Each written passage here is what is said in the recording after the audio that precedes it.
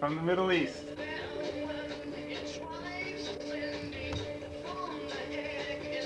What is it, Dave? It's Cafe Cabaret from the Middle East. Thank you, Dave.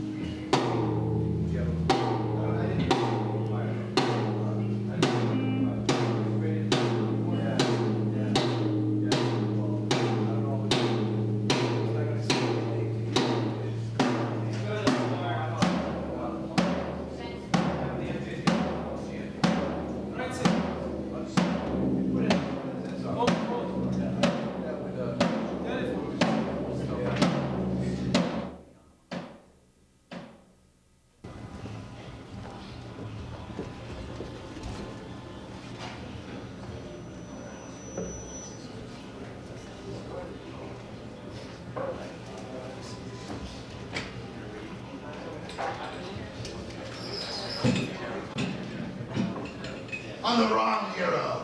And this is the Cafe Cabaret, frequented obviously by sweaty boys with nothing better to do with their time between 7 and 8:30 p.m. on Wednesdays.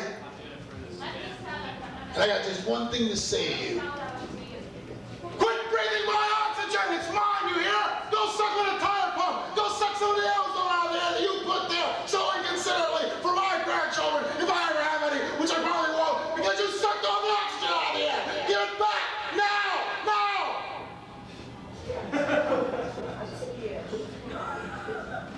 Don't be scared. I'll tell you something about myself. I want to be idealistic. But I knew it was doomed to failure from the start. I hate my parents. They're normal. They're ordinary. They're loving. They're caring. They're uninspiring. They're about as exciting as Toronto on a Sunday morning.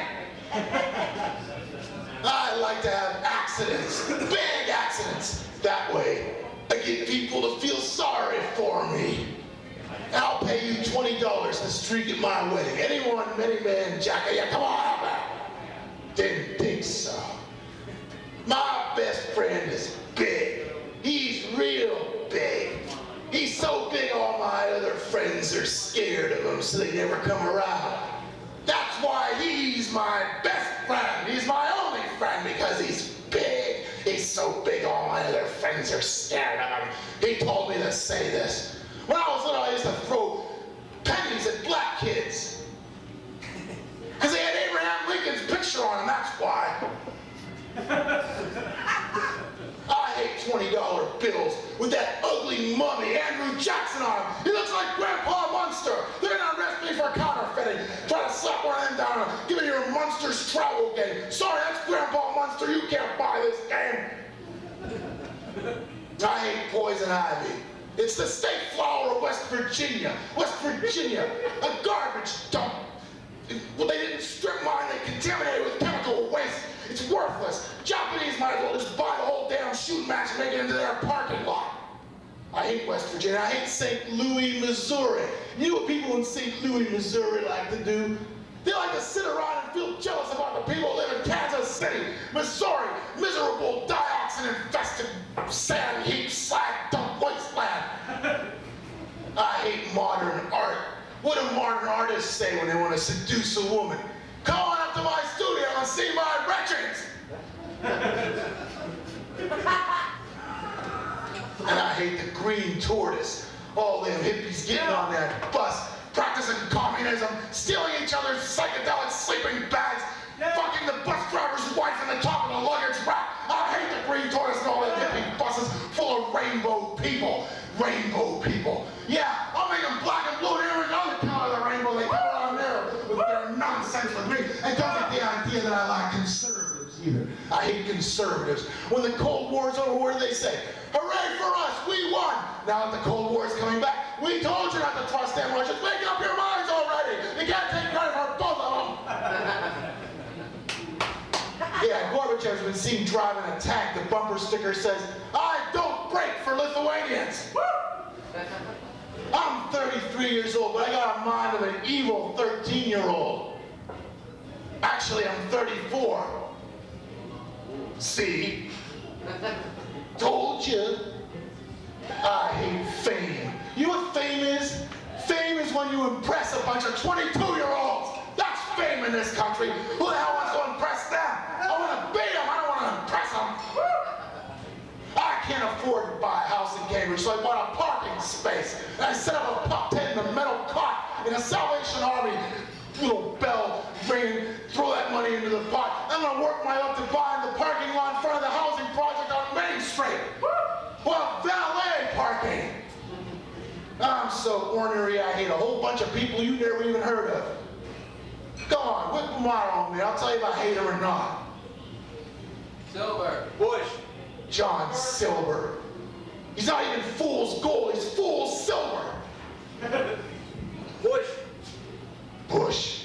Bush is the education president. What's that make Danny Quayle a special needs vice president?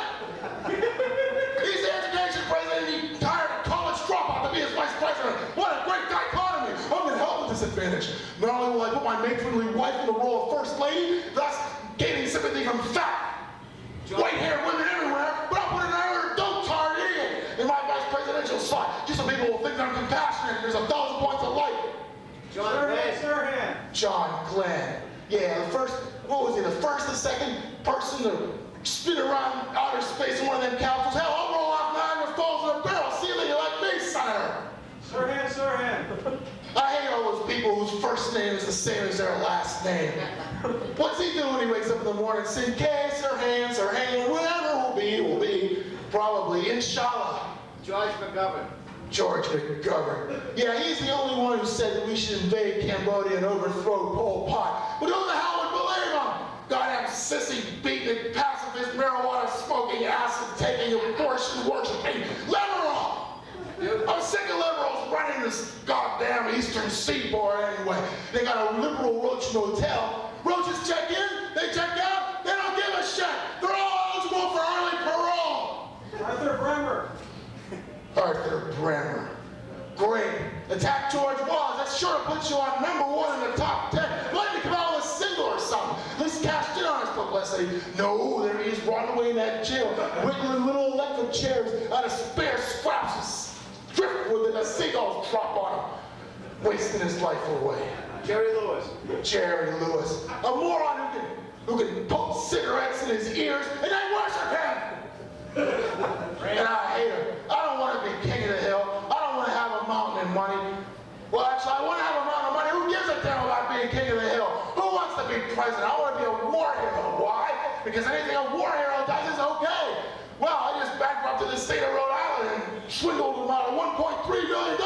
But I'm a war hero, so it's okay. It was post-conflict trauma that induced me to dip my hands in the taxpayers' pockets. Schwarzenegger. Schwarzenegger? He's an alien! Schwarzkopf. What is this, 20 questions? Forget it. You know who else I hate? Art Linkletter. Used to be his smiling face would be on every life game. I heartily endorse this guy. Now he's swindling old people out of their antique chairs for a measly $100, making them sit on those lousy, filthy, moth-eaten, PCP bearing recliner seats. I hate Art Linkletter. What about his daughter? If you were Art Linkletter's daughter, wouldn't you throw yourself out a window? I'll bet you would. Tell you one other thing I hate. Penguins. These little rat birds, just because they waddle, everybody thinks they're cute. What if I wore a tuxedo? Would you think I was cute? I hate penguins. I'll tell you what I really hate. Canada. Miserable, frost-bitten. Why do they keep their goddamn Arctic winds to themselves? It's the only tangible contribution they make to American culture. Oh, it's a cold nor'easter blowing. Must be Canada at work. And I hate it. Yeah. Die! Die! Die, Ontario! Die, Saskatchewan! You have a funny name and I hate it! Die, Northwest Territory! Full of stupid Mounties and bugger moose off in the outback! Hate it! Hate it! Hate it! And I hate you all because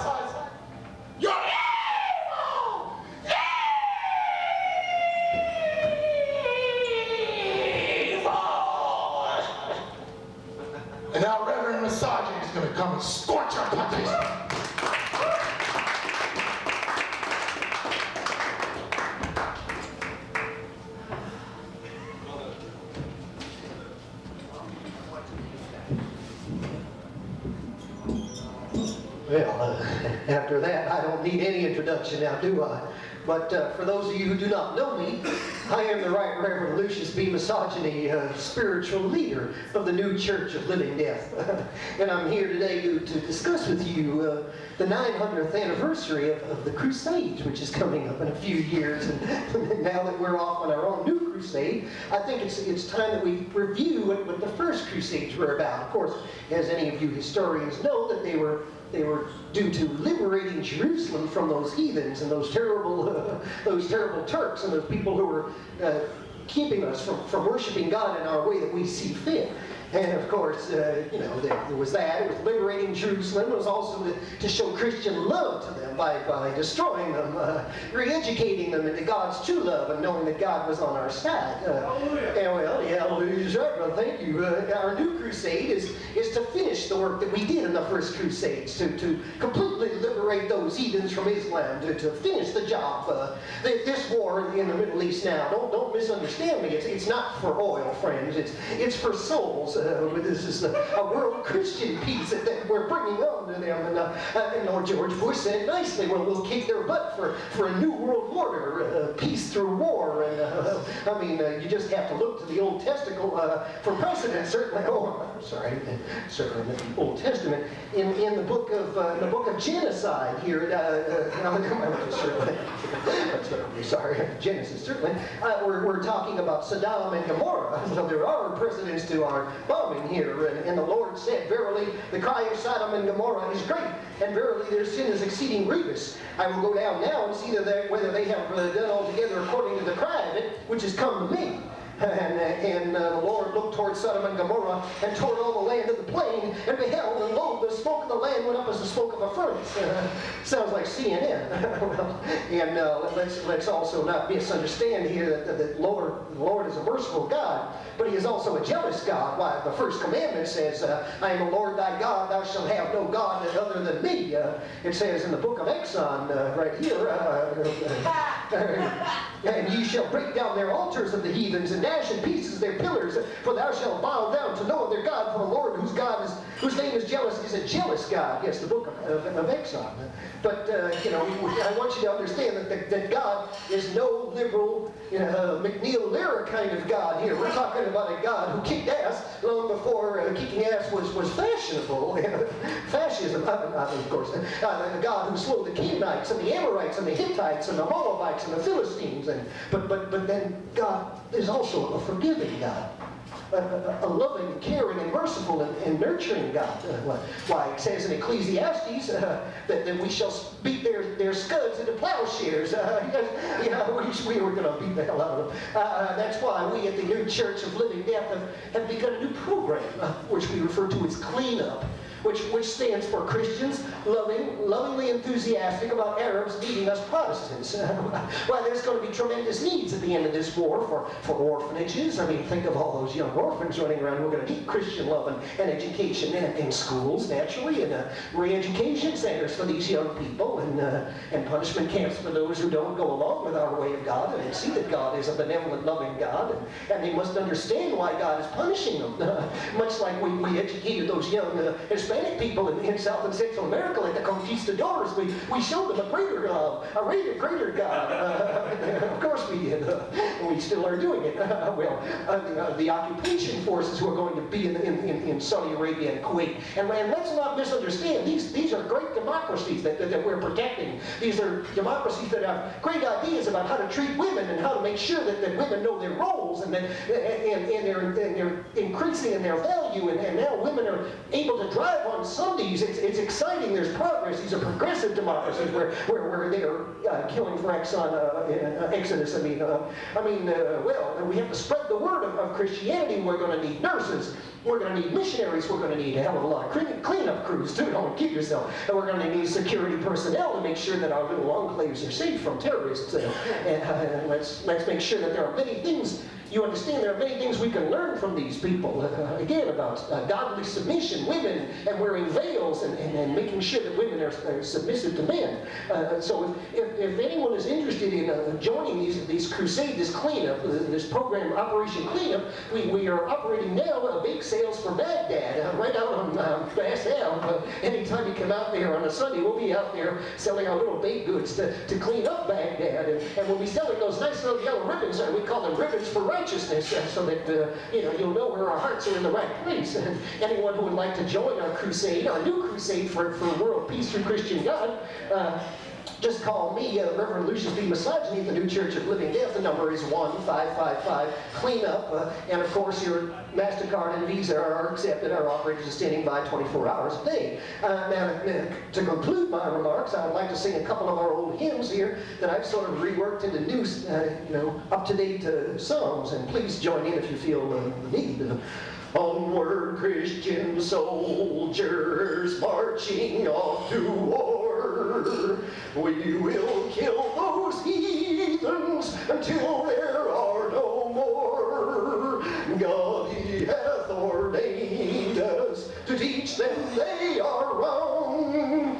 God hath given us superior weapons, and that's why it shouldn't take long. Onward, sacred warriors, God's holy wrath unleashed, fighting not for profit, dropping bombs for peace. And when the war is over, a new world will emerge. We will show them Christian love, and their false gods will be purged. Onward, Christian soldiers, thy duty it is clear. Make them accept Jesus and fill them full of fear. Thank you very much, everybody. God bless each and every one of you. Hallelujah.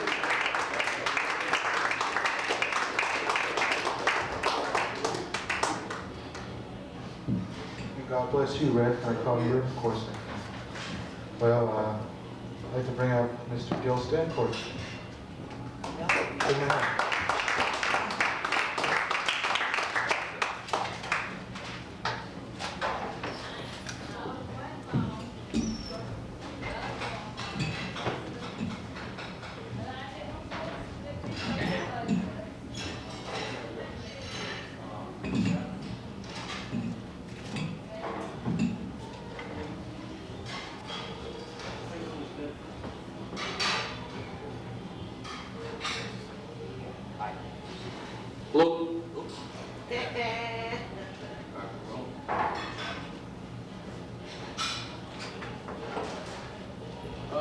Last week I played my anti-war song. This week, my anti-love songs. This is actually one about, I don't know, the one that got away and trying to recreate the experience of it. In a rather unorthodox fashion.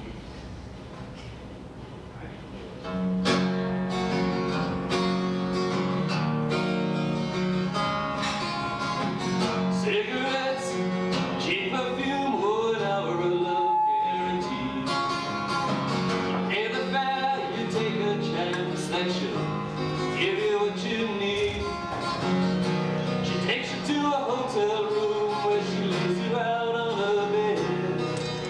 You close your eyes, start to fantasize that she's someone else instead. You close your eyes and you fantasize that she's someone else instead.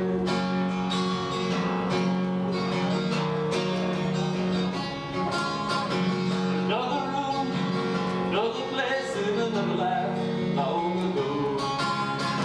You gave your heart, you gave your love, you gave that girl your soul. You couldn't give her what she wanted most, and she went to get anyway. How you buy your love, keeping me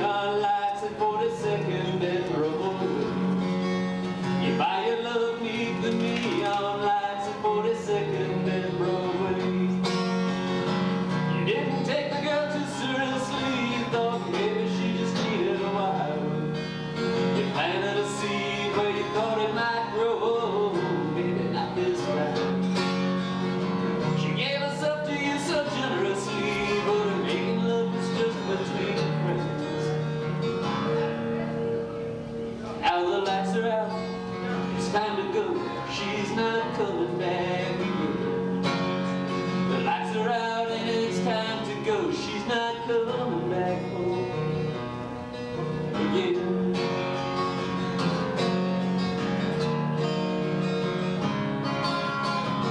Empty nights, quiet streets, so twisted, aching inside. You wanna run, you wanna scream, what you really wanna do is cry. You didn't think that it would end like this, though. She never said she wanted to stay. Now you cruise the sights, beneath the neon lights at 42nd and Broadway. You cruise the sights, beneath the neon lights at 42nd and Broadway. You didn't take the girl too seriously, thought maybe she just needed a while. You planted a seed where you thought it might grow, maybe not this time. She gave herself to you so generously, but her making love was just between friends.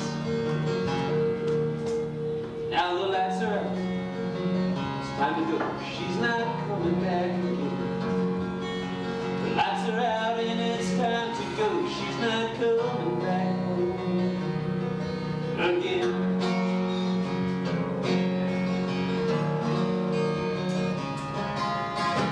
Cigarettes, cheap perfume, oh, an hour guarantee. You pay the fare, you take a chance that she'll give you what you need. She takes you to a hotel room where she lays you out on a bed. You close your eyes, start to fantasize, you're with someone else instead. Close your eyes and you fantasize, you're with someone else. Someone else instead.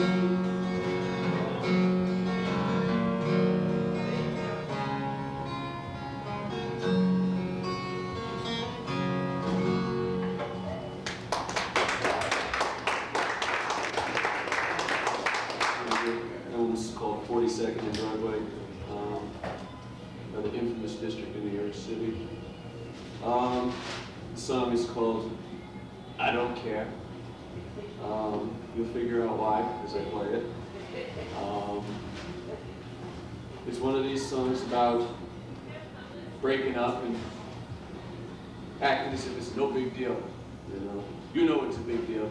Trying to put out that it's no big deal. There's actually 5 versions of this song since I've written it. There was a version of me just singing it into a boombox. Then I did an acoustic version with a buddy of mine. Then we did a dirge rock version, and then did a pop rock version. And my daughter got her hands on it. She changed the words around a little bit, and she did this Mariah Carey a cappella version of it. Dirge. Unfortunately, I didn't bring my dirge equipment, so you'll have to settle for the acoustic version.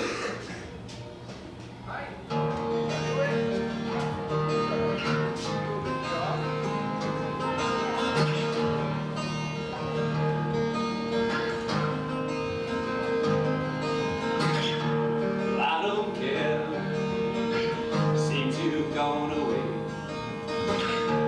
I don't care, you didn't want to stay. I don't care, you didn't say goodbye.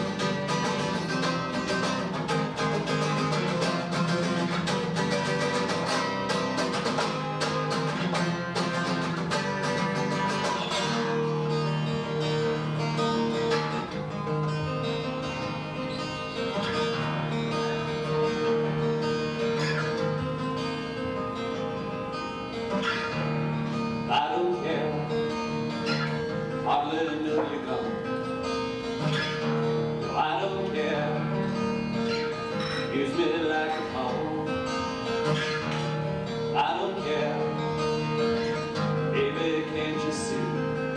Baby, I don't care, you ain't ever coming on back to me. I don't care,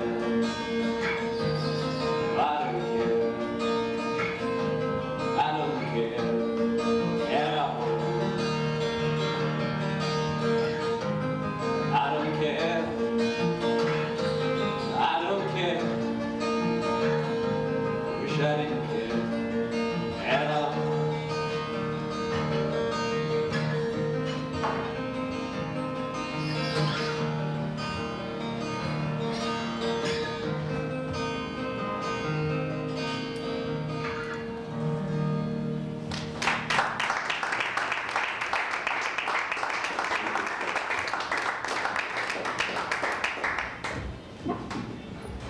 It sounds like the production session at Captain Beefheart's thing with Frank Zappa, Trot Master. That was Bill Stancourt. Let's give him another hand.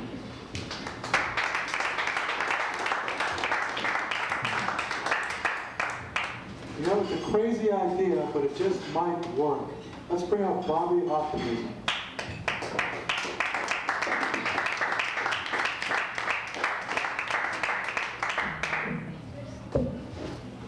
Now you can change the lights.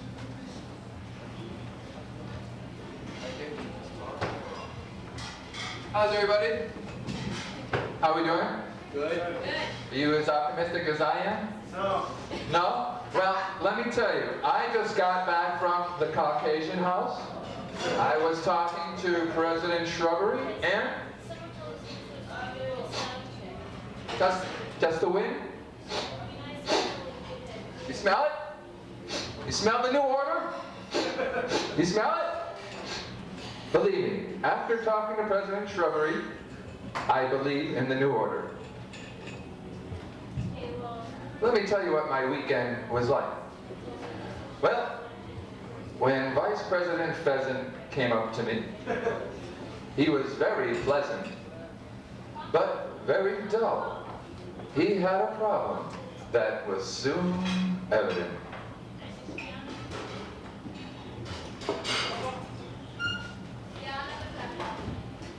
But I want to go to the Persian golf course. No, Dan. Not golf. No, golf, no. No, Dan. Golf, Dan. Go back to your room. Okay.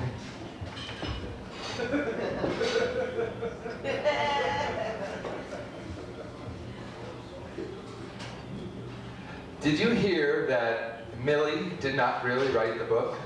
Nope. It was Willie Millie. Yep. They're the ones that wrote the book. When they were supposed to be doing that album, Willie Millie was writing the book. The White House, according to me, Millie the dog. It's terrible.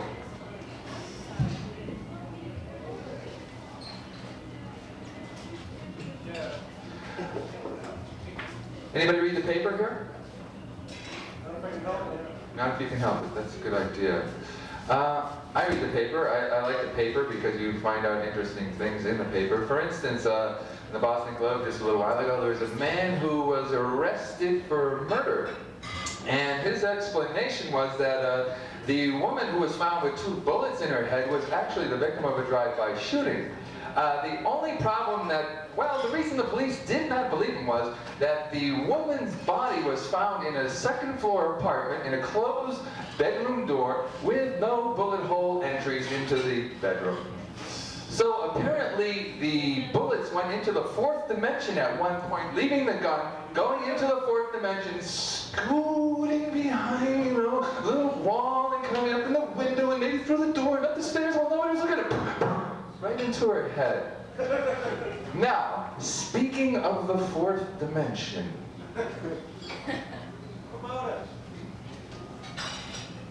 I had a joke to go with it, but I'm new at this stuff and I don't remember the joke. So, I'm going to fall back on something here. Boston Globe, Wednesday, February 20th, 1991. the ad in the Globe for apartments. This is a soft market, so we've got to entice you. Here's how we'll entice you. Remember, the 80s are not that far away. Walk to a movie, practice your serve, and pick up some brie without leaving the park. Oh, Biff, I don't want to walk on the streets where the Negroes walk. Oh, Buffy, I understand you thoroughly. We could stay in the park. We'll never have to leave the park. You can pack the cheese, and I'll get the Chablis. And God, as God is my witness, we'll never leave the park. Never. We'll never see another minority. We'll never see another beggar beg for a penny or a nickel or a quarter to catch the bus. We'll stay in the park. Yes. We'll stay in the park.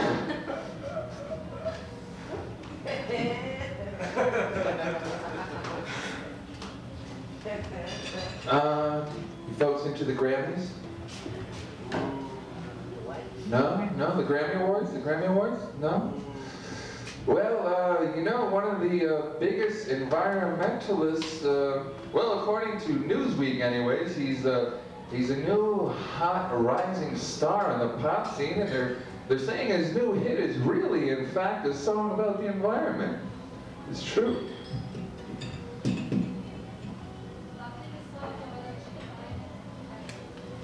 I don't like strip mining. I don't like dirty oil. I don't like oil spills. I like ice, ice, baby. Uh-huh. Ice, ice, baby. Uh-huh. I don't like litter. I don't like people who pick their noses in public. I don't like dirty stuff on the sidewalk. I like ice, ice, baby. Uh-huh. Ice, ice, baby. Uh-huh. Well, lucky for us, Ice has a sister. Well, actually, she's a figment of his imagination, and she happens to be lesbian. And she just came out with her new dance song, and we're going to perform it for you now.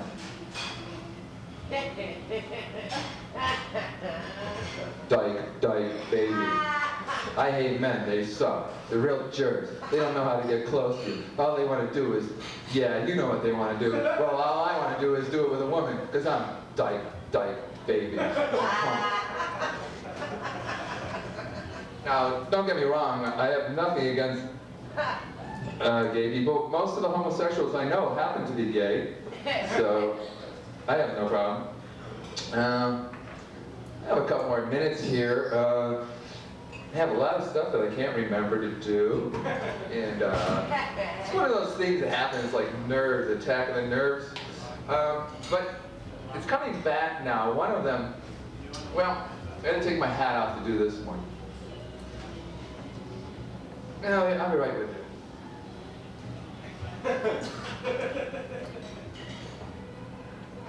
Hi, you remember me? Of course you do. Cy Sterling, the hair guy? Well, recently I had a problem, all my teeth fell out. I was really embarrassing. You know, I was having a hard time being bald and picking up girls. Now, the teeth came out. The doctor said it was either psoriasis or cirrhosis of the liver. But my teeth come out, and that's why I started Cy Sterling's False Tea Club for Men. I want you guys to join up with me. If you have a problem with no teeth, I'll take care of that.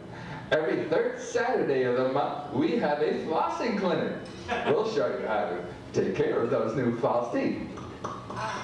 They're really good. And just to show you how smart we are, if you have some dumb friends, they won't even notice that we put in one tooth at a time. That's right. In 36 weeks, you'll have a full set of teeth. So, why don't you come over and get some teeth from me, Cy Sterling. Thank you.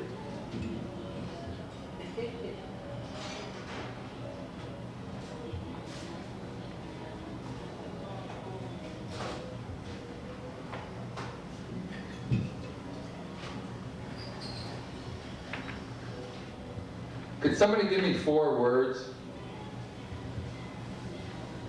Intravenous.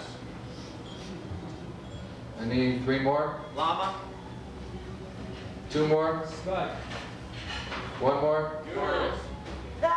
Hold on. I'm getting confused. I can remember 2 things at once. So we've got intravenous, llama, and scud, and 1 more. Leather. Leather. All right. Just a moment, please.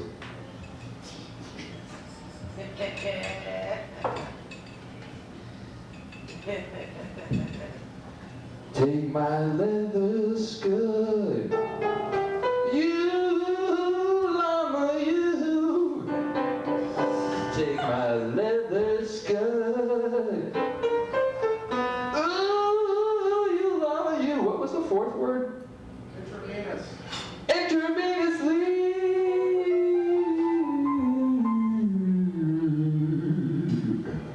Thank you very much.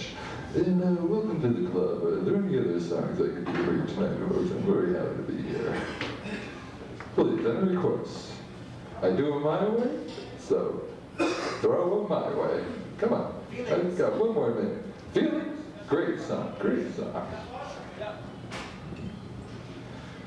Ceilings, ceilings over my head, ceilings opposite the floor, oh, ceilings on top of 4 walls, oh, ceilings, I see them spinning, I drank too much,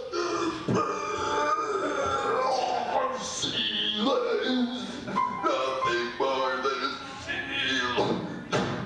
I'll never drink again, God, please. I swear I'll never drink again, God. Thank you.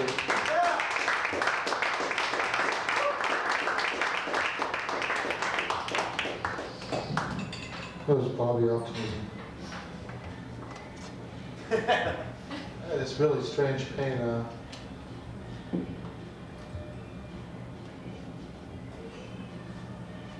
Oh.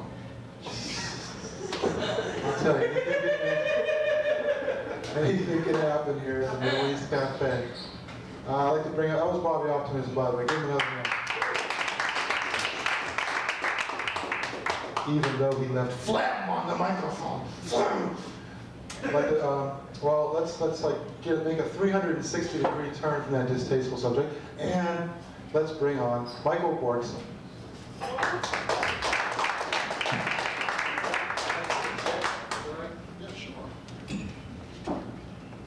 Mike works the chair. The electric chair, the hot seat.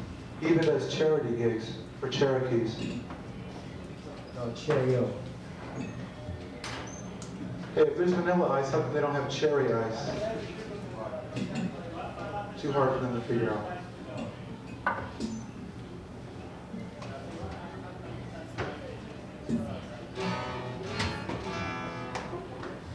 Okay, it's hard to follow comedians. I always seem to get on after comedians, so it's kind of strange for me because I'm kind of a serious type of guy. But anyway, here's a song I wrote a few years ago. It's called Above the Morning Sky. I play around with lyrics, so it's kind of one of those cosmic type of songs and different weird lyrics.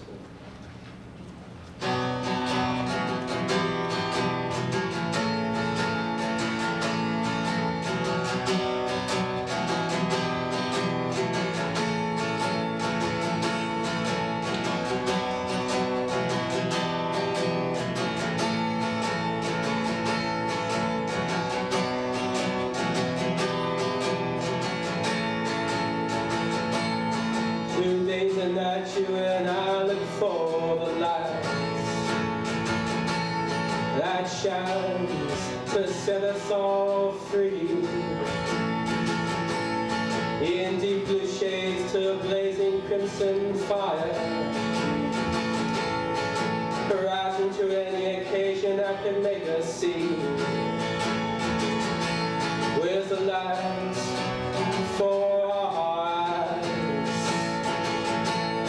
The answer answer for us lies above the morning sky. High, high, high, above the morning sky.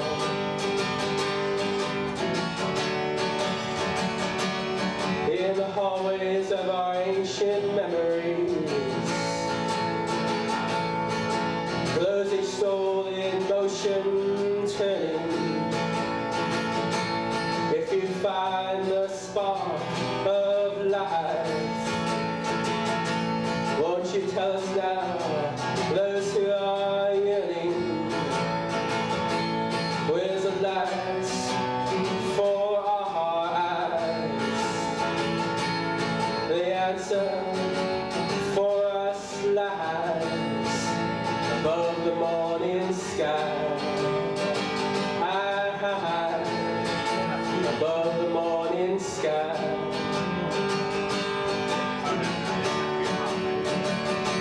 And who knows the fire deep inside? Can you stem the raging tide?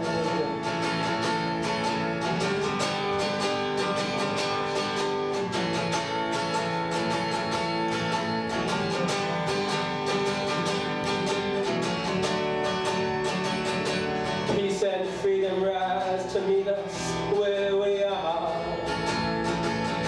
never asking us to journey to them in vain. The poem rhymes and the colors now blend. The tree of life flourishes in the gentle rain. Where's the lights for our eyes? The answer for us lies above the morning sky. High, high, high, above the morning sky.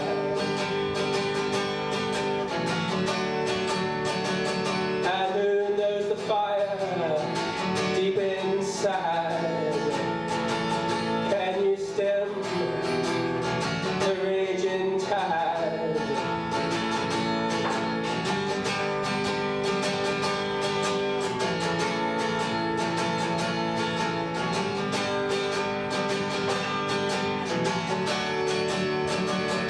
Peace and freedom rise to meet us where we are, never asking us to journey to them in vain. The poem rhymes and the colors now blend. The tree of life flourishes in the gentle rain. Where's the lights for our eyes? The answer for us lies above the morning sky. High, high, high, above the morning sky. High, high, high, above the morning sky. High, high, high, above the morning sky.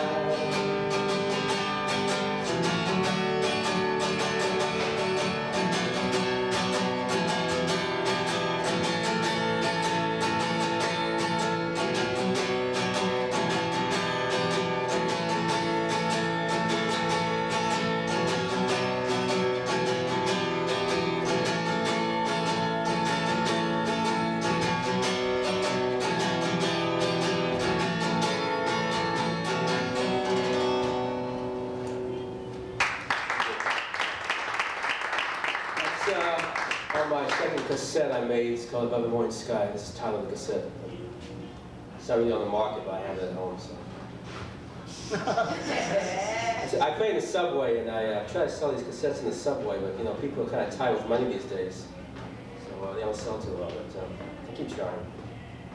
Okay, this next song is one I wrote last week. This is my anti-war song, and it's maybe being played on WNBR next Tuesday between 2 and 4, maybe, if the disc jockey gets it in time. It's called Stop the War. It's kind of a serious type song. rage, moral outrage about a war that shouldn't be fought. And I don't know what we're doing there, but we should get out right away. So let's stop the war.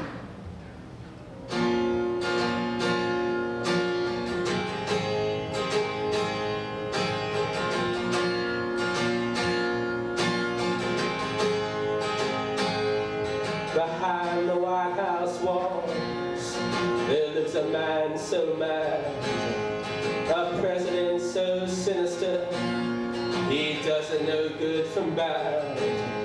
He's brought the nation into war, and now so many die, covering war's horrors with a patriotic lie. We've got to stop it. We've got to stop the war. Tell me, can you stand it? No one knows what the dying's for. We've got to stop it. We've got to stop the war. Tell me, can you stand it? No one knows what the dying's for.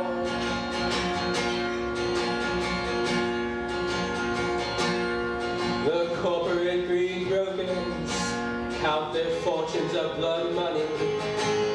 They want the Middle East oil to run their sick economy, sending the black and poor to die for the white man's greed. All the dead Iraqi corpses they not prepared to feed. We've got to stop it. We've got to stop the war. Tell me, can you stand it? No one knows what the dying's for. We've got to stop it. We've got to stop the war. Tell me, can you stand it? No one knows what the dying's for.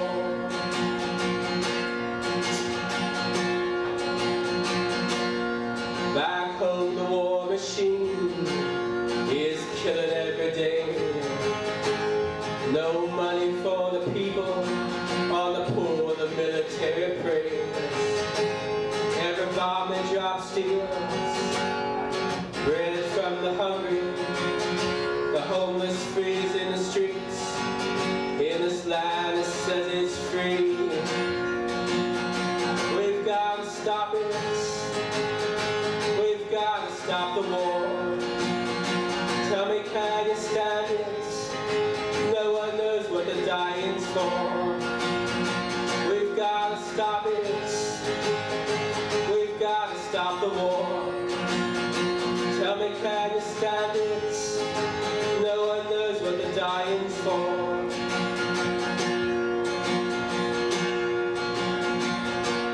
Wave the flag, wear yellow ribbons.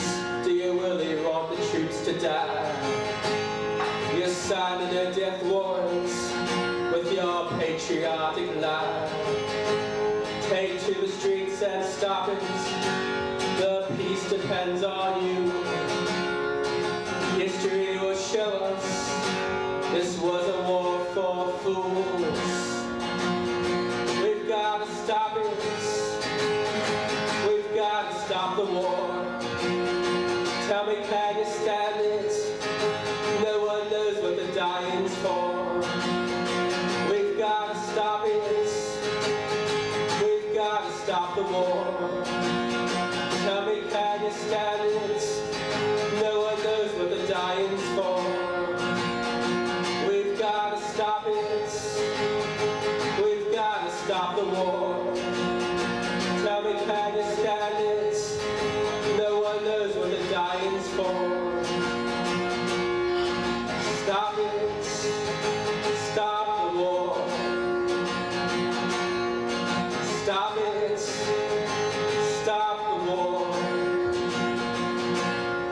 Stop it. Stop the war. Stop it. Stop the war. Thank you.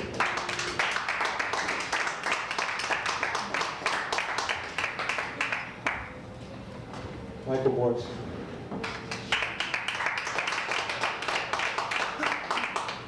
Well, we got about half an hour.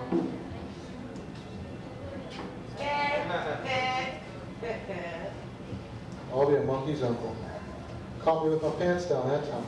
Well, let's bring up Sam Seder. Sam Seder.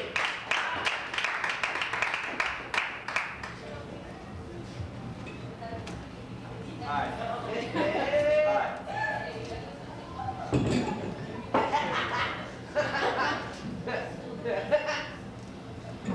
Hello.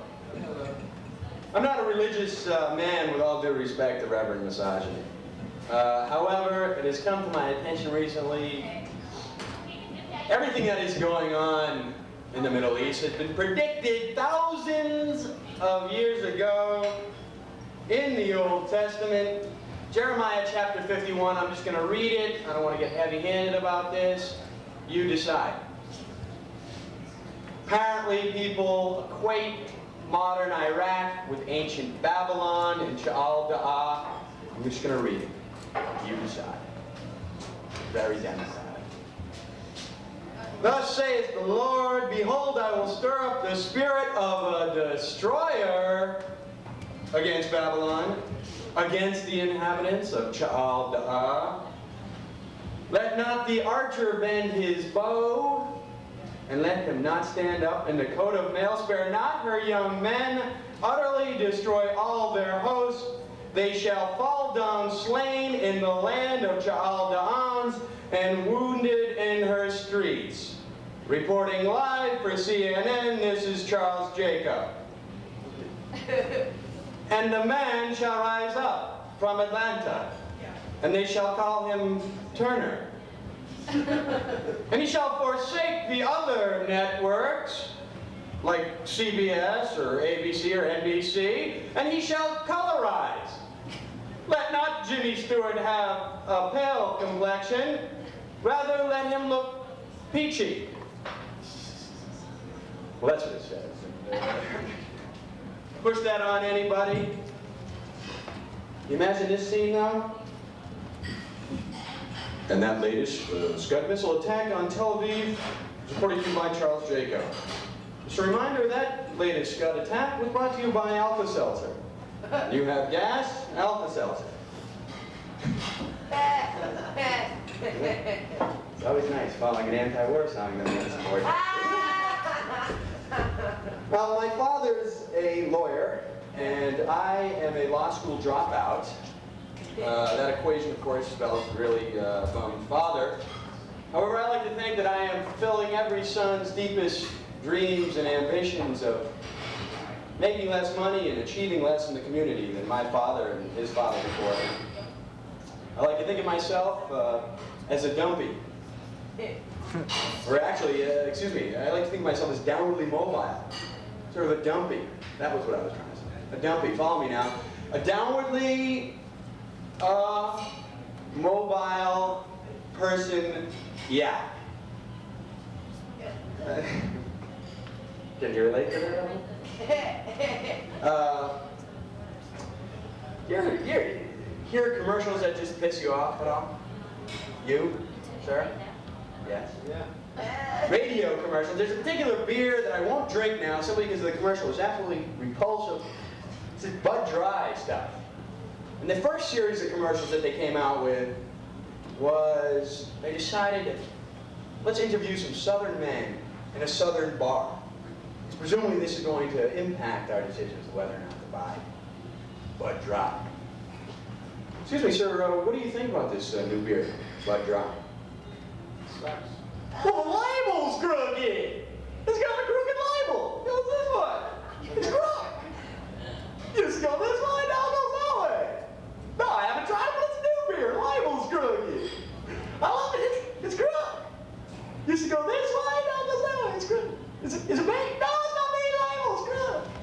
Used to be perpendicular to the bottom, now it's parallel. It's crooked. It's crooked. It's a crooked beer. Beer, the label's crooked. It's crooked. It's a new beer.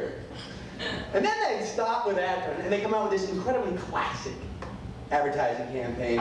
Why ask why? Drink Bud Dry.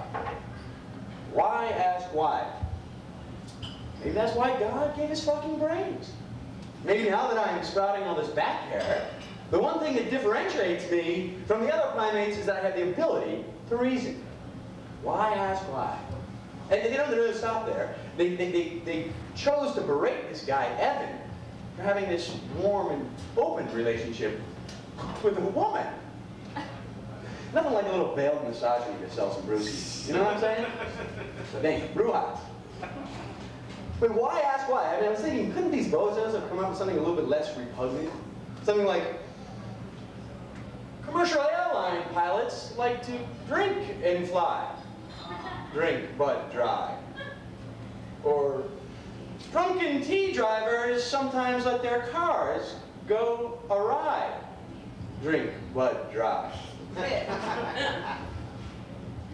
You know, William Shatner on T.J. Hooker wasn't such a bad guy. Drink but drive. I don't like Prince Charles, but I'd love to fondle Princess Di. Drink but drive. My Aunt Carol has a huge inner thigh. Drink but drive. I'm the stupid giant. Hope feed. Bye. Drink but drive.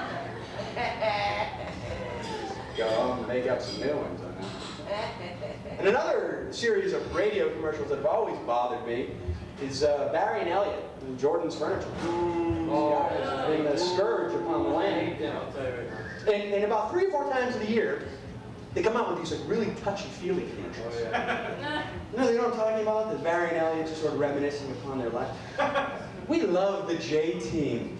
We love our salespeople. We love our customers. We sell furniture to further social justice.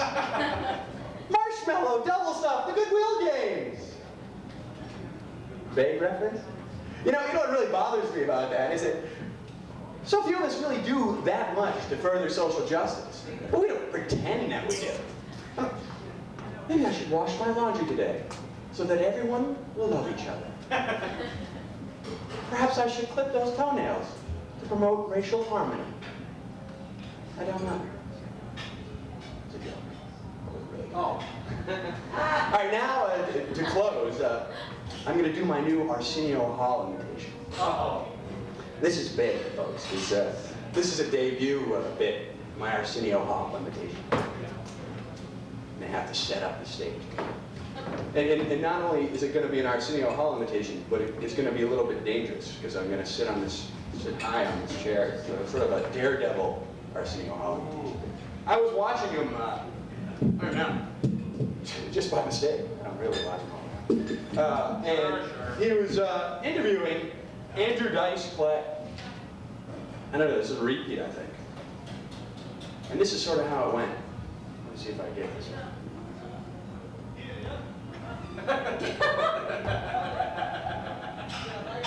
You are terrific. I love you.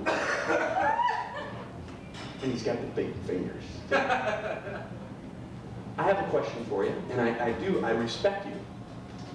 You've done some things that are blatantly racist.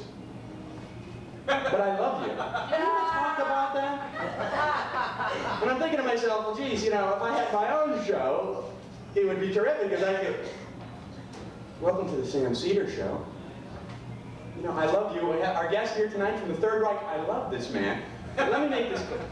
I want to ask you something. Dr. Joseph Mengele, you've done some things that are slightly anti-Semitic. I love you. You're a great dentist. Do you want to talk about that for me? What did you like better, the jokes or the Arsenio Hall imitation? Hands for the Arsenio Hall imitation. Thanks. Well, that's all for me, and now I'm going to bring up, now that I've warmed you guys real up, I'm going to bring up Jenn Milano, a very funny woman.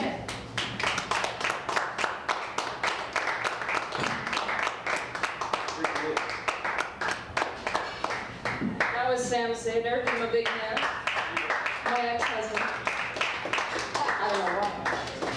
So I get a little nervous when I'm up on stage, even though there's hardly anybody here. But I do get nervous. What I like to do is look out into the audience and picture everybody just wearing their underwear. Ordinarily that would work, but I was trying it tonight, and most of you aren't wearing any. That really makes me nervous. But you guys sick about hearing about the war? Yeah. Yeah. I have one thing to say, and that is, I feel sorry for Saddam Hussein. I really do. I do. I think the guy needs a break. Okay, he needs a vacation. We need to bring him over here for a week. Let him find himself. You know, let him stay in one of our prisons for a week. Let him find out what the name Sodom really means. Really. I'm moving this out of the way. Be a shock there. Some of those countries over there have some weird customs, though.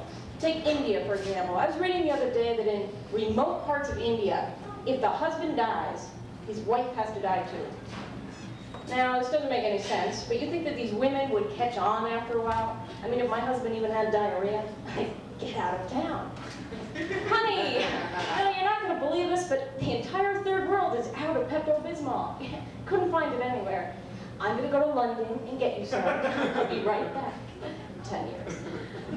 But groups of women scare me.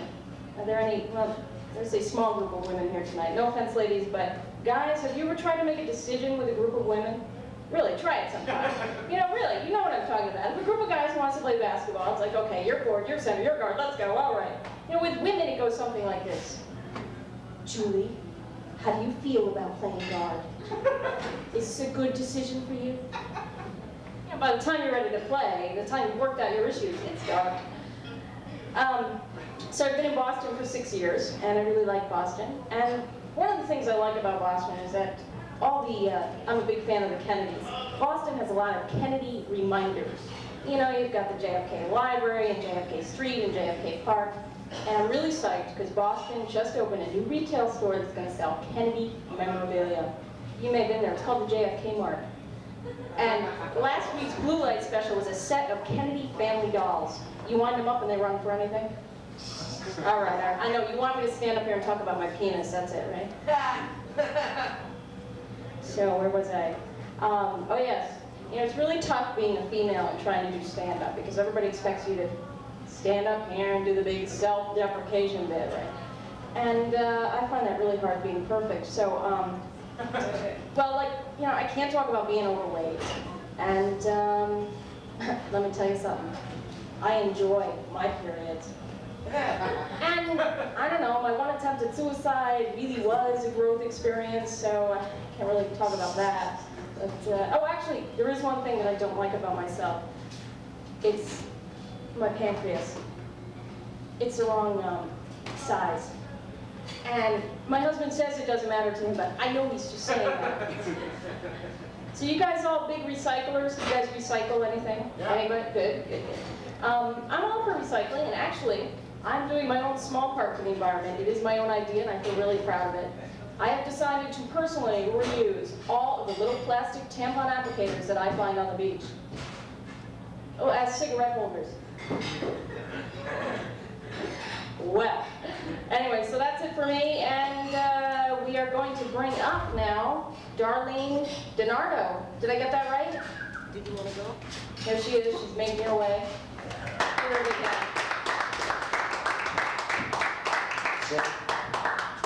How are you doing? How's everybody doing? Just waiting to go on, huh? Well, my name is Darlene DiNardo, and I'm a comedian. I didn't want to be a comedian, but that's what came with the identity they gave me at the Witness Protection Program. Well, the economy's going good, huh? Yeah. It's going really good, booming, booming. I'm kind of pissed off. My other job, my pay's been cut in half. I rob banks for a living. I go down there, they're closed by the FDIC. No problem with my bank, though. I belong to Bankrupt. It did go under once, and now I belong to the new Bankrupt. Anyways, you know what bothers me? What really bothers me? What bothers me is that nothing fucking bothers me. That bothers me. No, I'm just kidding. What bothers me is these people at the supermarket. They bother me. Really, they're like, touch my carriage and I'll blow your face off. Like I'm gonna steal their carriage, run up and pay for their shit. And they're vicious, they're vicious. One time this woman came running down the aisle, shoved me out of the way. Really, I think she was having a mad craving for wax beans or something. Anyways, when I go to the supermarket, I like the fact that the fruit section is first because I always like a good meal before I go shopping. I mean, I don't steal the stuff or anything. I just run my face over that little bleeper thing at the checkout counter. Anyways, you're going through the supermarket. Big sign in the middle of the supermarket says pet food. Of course, you have your dog food, your cat food, then your baby food over here. Yeah, I was confused too. I mean, I thought it was all right when I went on vacation. I put my kids in a pound for a week. And how about those coupon people, huh? Doesn't this sound like an exciting hobby? Oh, it's a beautiful day. I think I'll put 6,000 coupons in alphabetical order today. Really, right around the supermarket, they get the little file box on the seat there. I like to ram my carriage right into theirs, knock all their coupons all over the floor, watch them pick them up in alphabetical order. Really, did you ever get behind one of these people at the checkout counter? Seriously, 6 items, 20 coupons. Really, get a coupon for each 6 items, coupons for each 2 items, more coupons for each 3 items, and then of course a coupon for all 6 items combined. I mean, they finally get the bill down to $4, whip out a checkbook. I mean, I'm standing behind them for 3 hours. I give them the $5 with free food. You know what else bothers me? These people who call me up on the telephone and they have absolutely nothing to say. Just call to say hi. Then they don't say anything. 3 or 4 times a day just to say hi. Jesus Christ almighty, God damn it, fuck. Get a life, will you? I like when those machines call my house. Usually to tell me that I have just won a prize. Now last week the machine calls, I'm not home, and my machine gets the machine's message. Wins a trip to Disneyland. Now I have no machine. True story, I have a friend that called me up on the phone, left a message on my machine. Hi, it's me, I'm really glad you're not there because I didn't have time to talk to you anyways. True story. Top it all up, you have these people who call you up while you're right in the middle of having sex. Just call to say hi. At this point, your partner's beating the head off the back of the headboard. You busy? No, no, no, no, I was just getting ready to have an orgasm, Mom. Not only do people bother you on the phone, but they come right to your front door. Now, it's not so bad when you see them coming, because then you just don't answer the door. But what I don't understand is when they're banging on the door, why am I hiding up against a wall somewhere or under the table where they can actually see me or something? Because if you don't see them coming, you get, Jesus loves you. Jesus needs you. Jesus wants all your money. Hi, I'm Jesus. Now, I hate to be rude, but I decided to get rid of these people once and for all. So I open the door. I get this big smile on my face. And that's all I'm wearing, is a big smile on my face. Hey, come on in. Blessed is he who comes in the name of the Lord. One time this guy just walked right in my house. I beat the shit out of him with my vibrator. Anyways, that's it. Usually kind of goes by like when they laugh and then you get into it and then they laugh and you get in. But that's okay. I'm done, so come back. Help! Thank you. Darlene DiNardo. Darlene DiNardo. I got a monkey on my back. Well, and perfect segue for our next guest, the inestimable Mr. Monk Wilson. Let's give him a hand.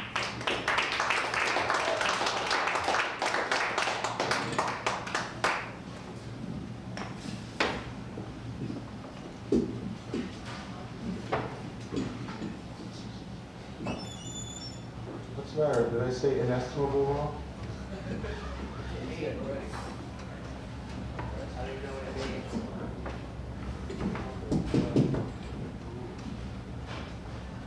Yes, the clock is ticking. We got 10 more minutes. Is he coming up? Is he coming up? Yes, but you don't understand. He has to prepare. Standing or sitting today?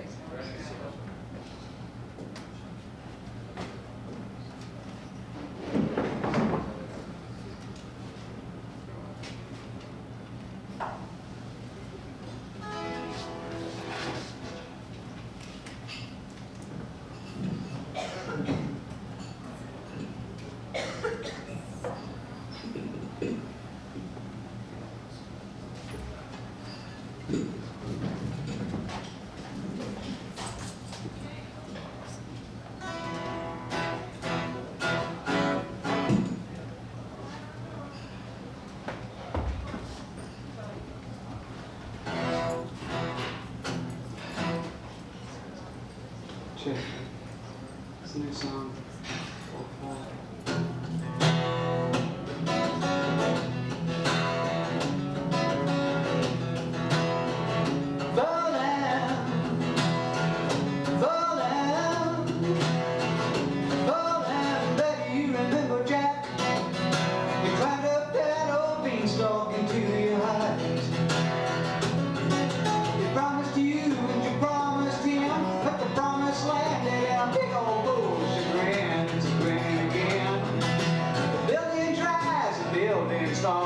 And windows crack for no reason at all. What you think you see is never what you saw. Seesaw, seesaw. Whoa, whoa, whoa, just to listen to them hollering all the way down. Falling in love is a canyon so deep. By the time you hit the bottom, you forgot to leave. You better hold on to your position when pushing comes to shove. Cause falling ain't the falling, ain't the falling, ain't the direction of love. Fairy tale, the windmill keeps on blowing through your head. All the words have wings, they're quite receptive to carrying your cares. And those limousines are feeling, they keep rushing through your eyes. But it's the chauffeur who knows the distance between sunset and sunrise.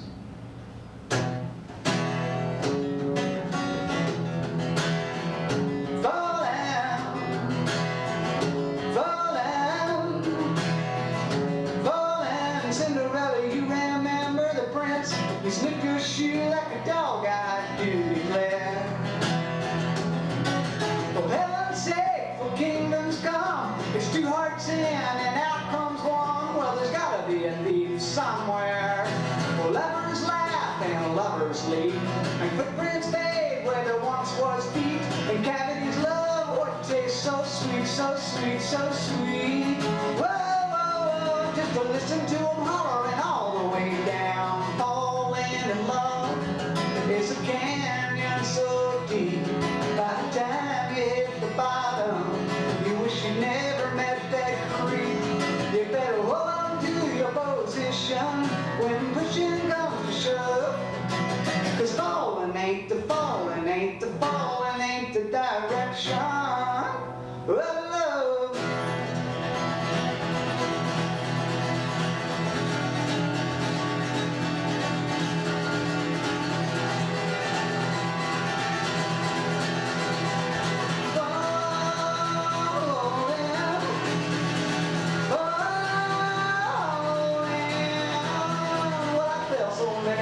There must be a trampoline down there. Every time I hit the bottom, I just bounce back up in the air. Boing, boing, boing, boing, boing.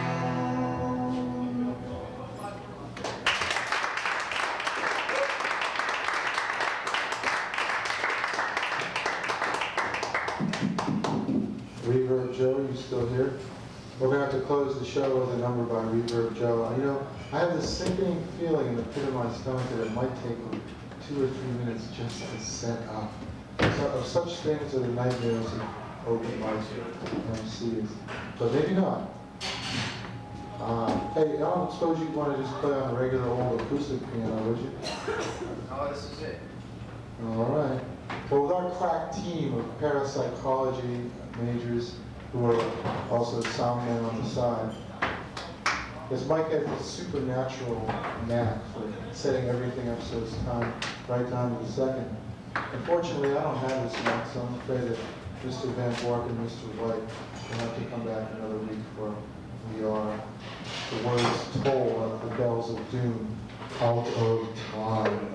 However, we will have an outro by our first time guest, Mr. Reverb Joe. Do you prefer Mr. Joe or Mr. Reverb?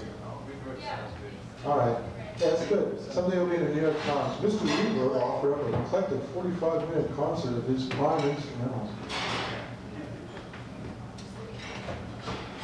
You know, people always say I got my start in the New York Times, but that's kind of weird because, I mean, most people like end with the New York Times, you know, it's their obituary, it's the only time they ever get in.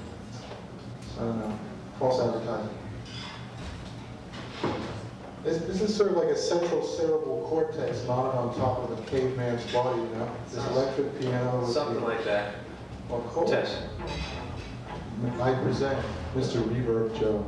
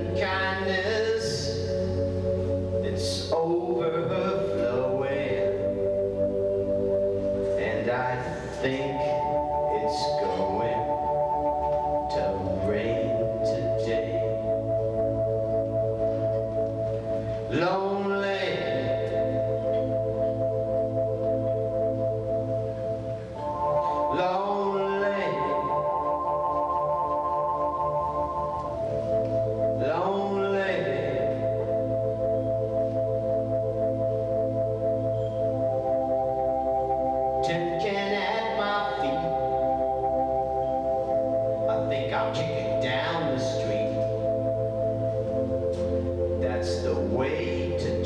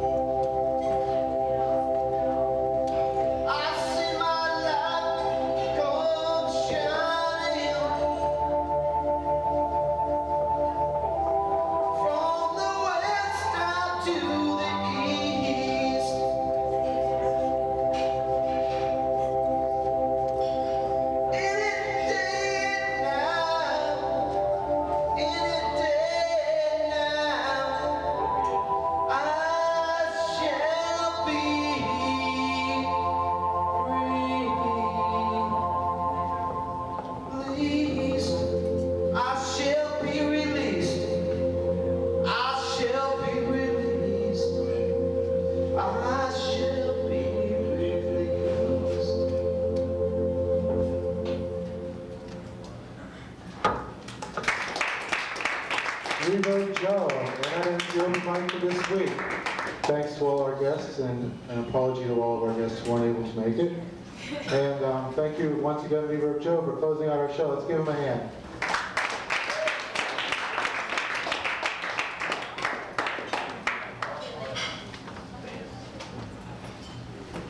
Sorry about that, man.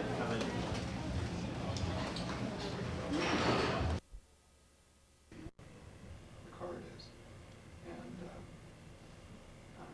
you call up the wizard, and without, everyone hears. Are the cards in a deck now? No, he's just, somebody